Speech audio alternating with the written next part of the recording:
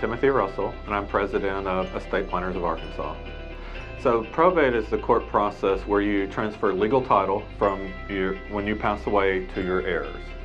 And the probate judge basically signs the paperwork saying, yes, these heirs are going to be the legal owners of the asset. There are multiple ways to avoid probate. One of the cheapest, quickest, and most efficient way to do that is to set up a revocable trust. Some people call that a living trust. It's the same thing. A living trust is simply a piece of paper similar to a will in which you set out where your assets are going to go. But with a living trust, you avoid the whole probate process, which probate averages 1 to 3 years. With a living trust, you can literally settle things in a matter of weeks. If you don't have a will and if you don't have a trust, it depends on how the assets are titled when you pass away. So, for example, if you own assets like a piece of land just in your name, when you pass away, yes, it will go through probate. If you have a joint owner on there, it may or may not go through probate. So, for example, if it's joint ownership with right of survivorship, that means if you pass away, then the other person gets it automatically. It doesn't have to go through probate.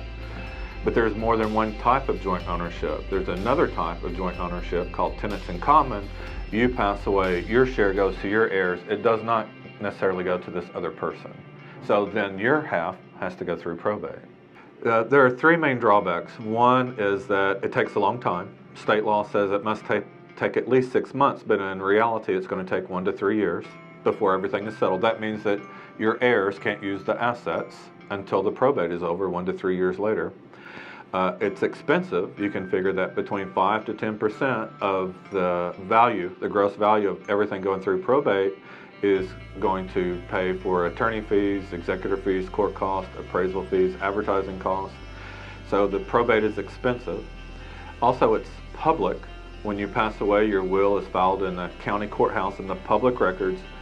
Literally now, anybody in the world that has access to the internet can go in and look and see what your net worth was, or who the heirs are, where the heirs live, how much they're going to get.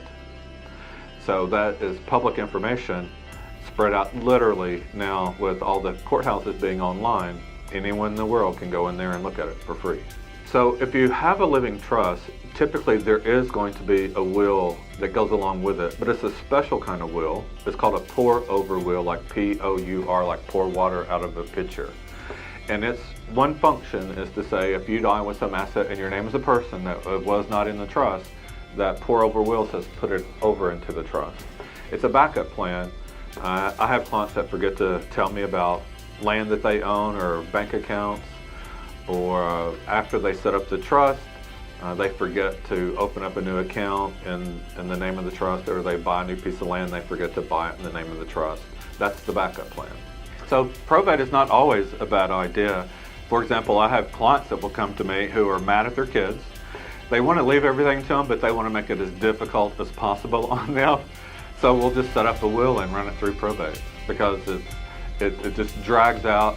If you want to make everything settled as soon as possible, that's when you would use a living trust or revocable trust. Typically, we put something called a no contest clause in it that basically says if anyone challenges this in court, then they don't get a dime, and neither do their kids.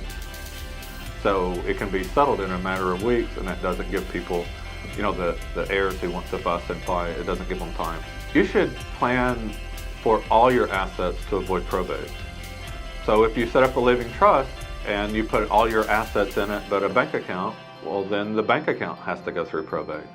So generally you want all your assets put over into a living trust so that they don't have to go through probate.